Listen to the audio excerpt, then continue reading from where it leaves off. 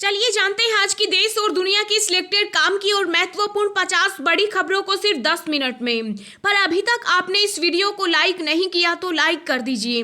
PM Modi ने चंदौली में जनसभा को किया संबोधित, कहा हम सिर्फ कोरी बात नहीं करते बल्कि करके दिखाते हैं ठोस काम। यूक्रेन ने रूस के साथ बातचीत करने से किया इनकार, पोलैंड में दोनों देशों के बीच होनी थी वार्ता। 7 मार्च को पोखरण में दुनिया देखेगी भारतीय वायु शक्ति का प्रदर्शन, प्रधानमंत्री नरेंद्र मोदी होंगे चीफ गेस्ट। यूक्रेन में फंसे भारतीय छात्रों की सुरक्षित वापसी के लिए पीएम मोदी ने रूसी राष्ट्रपति पुतिन से की बात। अगले हफ्ते से महंगा हो सकता है पेट्रोल और डीजल, 9 रुपए प्रति लीटर तक बढ़त की है संभावना। यूक्रेन से भारतीयों की जल्द निकासी के लिए ऑपरेशन गंगा में तेजी लाने का हुआ फैसला, मिशन में 80 फ्लाइट और 24 मंत्री होंगे शामिल। पश्चिमी देशों के नेताओं के दिमाग में घूम रहा परमाणु युद्ध का विचार, रूस ने लगाया आरोप। एसबीआई एचडीएफसी के बाद केनरा बैंक ने भी ग्राहकों को दिया तोहफा, फिक्स डिपॉजिट पर अब पहले से ज्यादा होगा फायदा। देश में 97% से अधिक वयस्कों को लगी वैक्सीन की पहली डोज, केंद्रीय स्वास्थ्य मंत्री मनसुख मंडाविया ने दी जानकारी। राष्ट्रपति जेलेंस्की का बड़ा दावा, कहा 16,000 लड़ाकू आ रहे यूक्रेन, रूस हमारे नुकसान की करेगा भरपाई। प्रधानमंत्री नरेंद्र मोदी ने सपा पर साधा निशाना, कहा घोर परिवारवादी लोग गरीबों के सपने को भी पूरा नहीं कर सकते। यूक्रेन में फंसे सभी भारतीय छात्रों की जल्द होगी घर वापसी, लोकसभा अध्यक्ष ओम बिरला ने कहा गंभीर प्रयास कर रही है सरकार। रूस का दावा, यूक्रेन ने भारतीय छात्रों को बनाया बंधक, ढाल बनाकर कर रहा इस्तेमाल। यूक्रेन में फंसे भारतीय छात्रों और लोगों की मदद का मामला पहुंचा सुप्रीम कोर्ट, सीजीआई बोले पुतिन को युद्ध रोकने का नहीं दे सकते निर्देश। कतर में योग कार्यक्रम का आयोजन करेगा Indian sports centre, Guinness world record बनाने की कोशिश, बड़ी संख्या में शामिल होंगे नागरिक। केंद्र सरकार ने सभी राज्यों और केंद्र शासित प्रदेशों को लिखा पत्र, कहा कोविड-19 रोधी वैक्सीन की बर्बादी से बचे। यूक्रेन में फंसे छात्रों से अभिनेता सोनू सूद ने की अपील, कहा जहां है वहीं रहे, जल्द पहुंचेगी मदद। रूस यूक्रेन युद्ध के बीच ऑपरेशन गंगा के तहत 3,726 भारतीयों की हुई घर वापसी, केंद्रीय मंत्री सिंधिया ने दी जानकारी। बीकेयू नेता राकेश टिकैत ने कहा यूपी में काउंटिंग से पहले ट्रैक्टर लेकर मतगणना केंद्रों पर डेरा डाले किसान, हो सकती है धांधली। गोरखपुर से बीजेपी सांसद व अभिनेता रवि किशन बोले जनता ने किया यूपी में राम राज्य बनाने का फैसला। गूगल प्ले पर भारतीय एप्स की मची धूम, लूडो किंग दुनिया में सबसे ज्यादा खेले जाने वाले गेम्स में से एक बना। यूपी में चुनाव प्रचार के बीच आजमगढ़ में केंद्रीय मंत्री अमित शाह का दौरा हुआ रद्द, तबीयत खराब होने के चलते नहीं पहुंचे गृह मंत्री। अखिलेश यादव ने वाराणसी में केंद्र सरकार पर बोला हमला, कहा नौकरियां नहीं देनी पड़े इसलिए देश की संपत्तियों को बेच रही बीजेपी। सरकार ने यूक्रेन में भारतीय छात्रों को बंधक बनाए जाने की खबर को किया खारिज, कहा सभी के संपर्क में है दूतावास के अधिकारी। गोरखपुर में मतदान के बाद सीएम योगी आदित्यनाथ बोले भाजपा बनाएगी रिकॉर्ड, हम जीतेंगे 80% सीट। दिल्ली हाईकोर्ट का बड़ा फैसला, घरेलू हिंसा मामले में बहू को संयुक्त घर में रहने का अधिकार नहीं। वाराणसी में ममता बनर्जी ने भरी हुंकार, कहा मैं मरने के लिए तैयार, डरूंगी नहीं, बीजेपी की हार तय। यूएनएससी में मतदान से दूर रहने के सरकार के रुख का कांग्रेस ने किया समर्थन, राहुल गांधी बोले छात्रों को लेकर हमने देर की।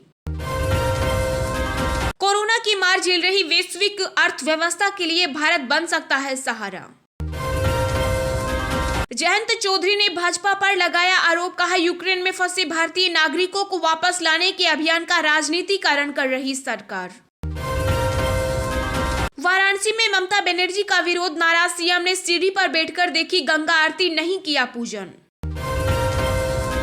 एनसीपी नेता नवाब मलिक को नहीं मिली राहत, पीएमएलए कोर्ट ने 7 मार्च तक बढ़ाई ईडी की कस्टडी।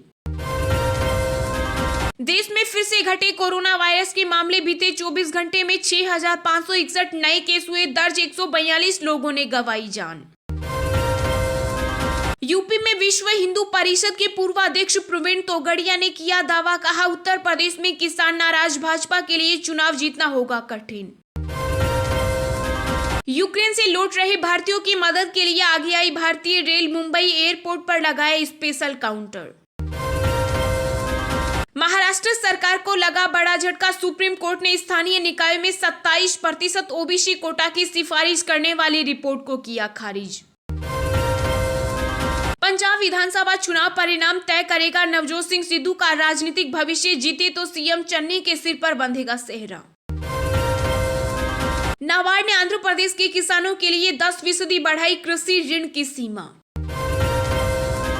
यूपी में कांग्रेस, सपा और आम के उम्मीदवारों को अयोग्य करार देने की मांग सुनने से सुप्रीम कोर्ट ने किया मना। याचिकाकर्ता की नीयत पर उठाया सवाल। 8 मार्च को एप्पल का मेगा इवेंट। सबसे सस्ते आईफोन समेत कई प्रोडक्ट की होगी लॉन्चिंग। उत्तराखंड के सीमांत क्षेत्रों में अब मिलेगी 4G की सुविधा। पर्यटक चारधाम यात्रा में कर सकेंगे इंटरनेट का इस्तेमाल। कार खरीदने के लिए शानदार लोन ऑफर लेकर आया एसबीआई। जाने लोन से जुड़ी सभी जरूरी डिटेल्स। 5 मार्च से फिर शुरू होगी हमसफर एक्सप्रेस। उदयपुर सिटी से दिल्ली के यात्रियों को मिलेगी राहत। भारत के खिलाफ आयरलैंड करेगा सीजन ऑफ स्टार्स का आगाज। 26 जून से दोनों देशों के बीच खेली जाएगी T20 सीरीज। चलिए अब जानते हैं जो आम आदमी के काम की और फायदेमंद खबरें हैं उनको विस्तार से। पर इससे पहले अभी तक आपने इस वीडियो को लाइक नहीं किया तो लाइक कर दीजिए। पीएम मोदी ने चंदौली में जनसभा को किया संबोधित। कहा, हम सिर्फ कोरी बात नहीं करते बल्कि करके दिखाते हैं ठोस काम। जी हां, उत्तर प्रदेश में विधानसभा चुनाव अब अपने अंतिम चरण में है। भारतीय जनता पार्टी के स्टार प्रचारक प्रधानमंत्री नरेंद्र मोदी भी चुनाव प्रचार में कोई कसर नहीं छोड़ रहे।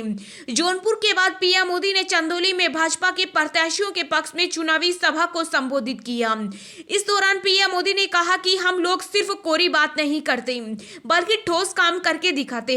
उन्होंने कहा कि कोरी घोषणाओं के बजाय हमने सरकारी योजनाओं को उन लोगों तक पहुंचाने का प्रयास किया जिनके वो हकदार हैं और जिनको सरकार की योजनाओं की सबसे ज्यादा जरूरत है। पीएम मोदी ने कहा कि हमारी सरकार ही जो महाराजा सुहेलदेव के योगदान को पूरे देश में लेकर गई, वरना पहले वो एक जमाना था कि घोर परिवारवादियों को महाराजा सुहेलदेव सिर्फ चुनाव में याद आते थे।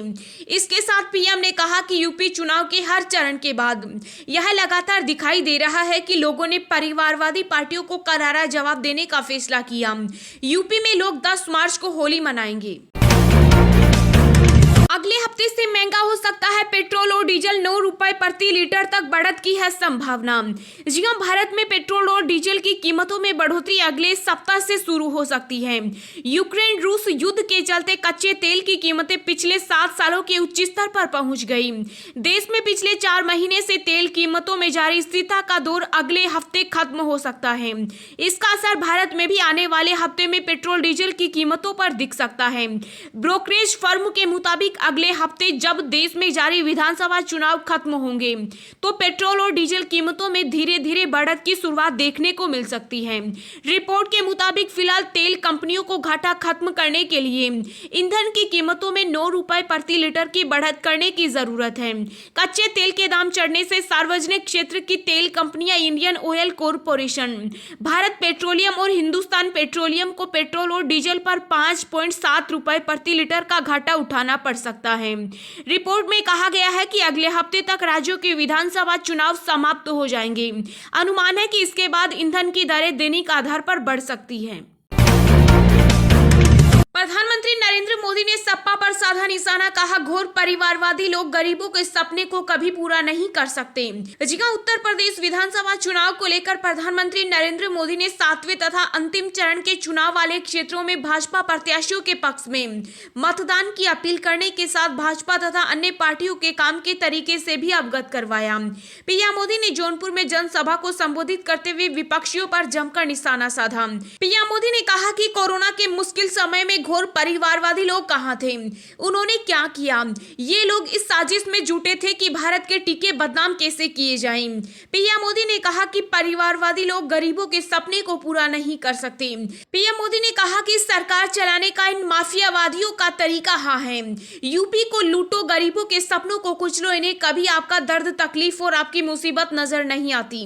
पीएम मोदी ने कहा कि भारतीय जनता पार्टी लंबे समय से ही नीति, नियत तथा निष्ठा पर काम करने वाली पार्टी है। भाजपा ने सबका साथ लेकर सभी का विकास किया। भाजपा की नियत सबका साथ, सबका विकास, सबका विश्वास और सबका प्रयास है। एसबीआई, एचडीएफसी के बाद केनरा बैंक ने भी ग्राहकों को दिया तोहफा। फिक्स्ड डिपॉजिट पर अब पहले से ज्यादा होगा फायदा। जी हां, एसबीआई, एचडीएफसी, एक्सिस और सेंट्रल बैंक के बाद अब केनरा बैंक ने भी अपने ग्राहकों को तोहफा दिया है। सार्वजनिक क्षेत्र के केनरा बैंक ग्राहकों को उनके फिक्स्ड डिपॉजिट निवेश पर दी जाने वाली ब्याज दर में बढ़ोतरी करने वाला देश का लेटेस्ट बैंक बन गया। सरकारी बैंक ने अलग अलग मैच्योरिटी अवधि की फिक्स्ड डिपॉजिट पर ब्याज दरों में 0.25% तक की बढ़ोतरी की। केनरा बैंक की वेबसाइट के अनुसार संशोधित दरें 1 मार्च 2022 से प्रभावी हैं। ब्याज दरें 2 करोड़ रुपए से कम के फिक्स्ड डिपॉजिट निवेश पर लागू होंगी। नए बदलाव के तहत 7 से 45 दिनों में मैच्योर होने वाली एफडी पर 2.90% की दर से ब्याज दिया जाएगा, जबकि 46 दिनों से लेकर 90 दिनों में मैच्योर होने वाली एफडी पर 3.90% की दर से ब्याज मिलेगा।